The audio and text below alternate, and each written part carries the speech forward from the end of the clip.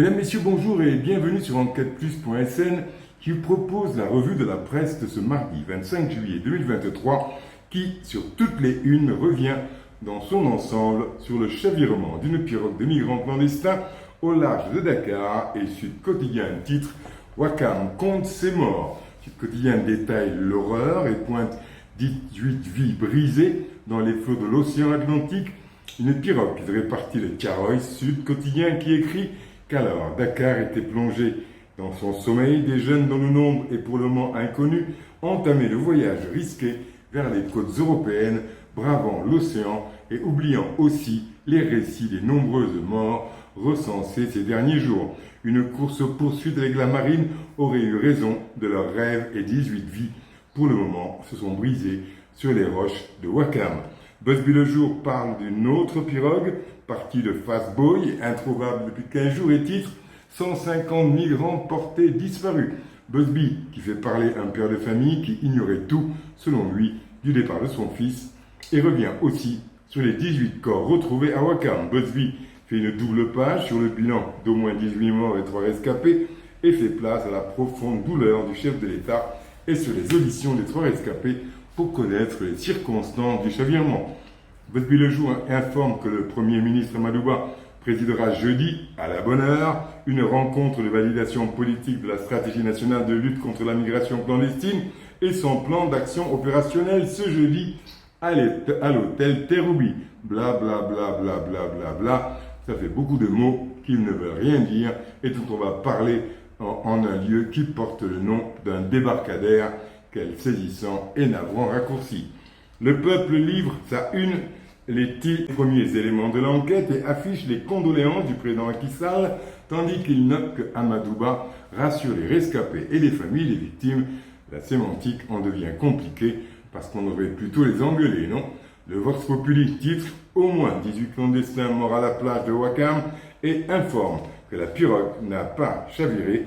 Vox Populi livre les chiffres du fléau donnés par le chef de la lutte contre le trafic de migrants. Pour cette année, plus de 1000 migrants ont été interceptés, une 150aine de convoyeurs déférés, plus de 21 pirogues arrivées aux Canaries avec 1500 migrants. Le Témoin titre « Une pirogue Barça-Barzakh échoue sur la plage de Wakam, 18 morts par noyade », décrivant à l'origine un mouvement de panique à bord. Le Témoin note que les noyés viennent de Yeumbeul, Pikine, Touba, Mbour et Tiaroy. Le Soleil titre « Destin échoué » et écrit que vraisemblablement l'embarcation de fortune et ses passagers voulaient rallier l'Europe et annonce un plan opérationnel de prise en charge de l'immigration clandestine qui est annoncé. Libération titre « Révélation sur une nouvelle tragédie » et révèle qu'à bord de petites pirogues, les candidats au voyage avaient rallié l'embarcation qui nuitamment avait jeté l'ancre au niveau de l'île de la Madeleine après avoir pris le départ à Tiaroy. Libération raconte que c'est en tentant de fuir une patrouille que le capitaine entre guillemets de la pirogue a violemment heurté un rocher avant que la pirogue ne se renverse vers 3h du matin. Libération note que selon les 3 rescapés, la pirogue était pleine. Le Quotidien titre « Vague mortelle à Wakam » et indique que le ministre de l'Intérieur promet de traquer les passeurs et les attraire en justice. Réumi Quotidien fait dans l'évocation paradoxale pour un naufrage et titre « Les jeunes tombent comme des mouches ». Le Point Actu titre « C'est le naufrage collectif ». L'info parle de scènes horribles à Wakam.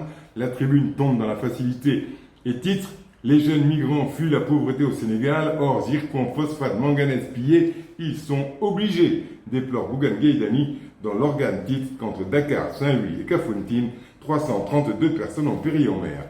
Les Échos notent un flou total sur le nombre de passagers et enquête en tout cas à la une, juste titre « Émigration, chavirement d'une autre pirogue à Dakar, overdose de drame ».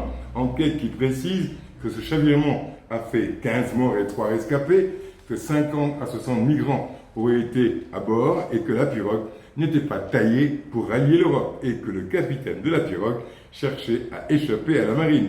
Enquête écrit que Dakar s'est réveillé dans la tristesse à la suite d'un chavirement d'une pirogue en partance pour l'Espagne, pirogue qui selon enquête serait partie de Tiaroy avec une escale à Yelach.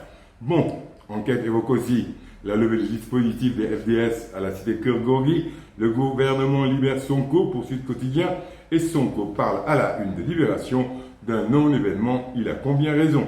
Walf Quotidien titre sur la renonciation à un troisième mandat et titre comment le ni oui ni non a semé la pagaille. L'As Quotidien titre les femmes qui veulent détrôner le machisme pour parler des candidates à la présidentielle. L'Observateur titre en une sur son enquête sur un profond malaise entre Doudouka et Abdoulaye.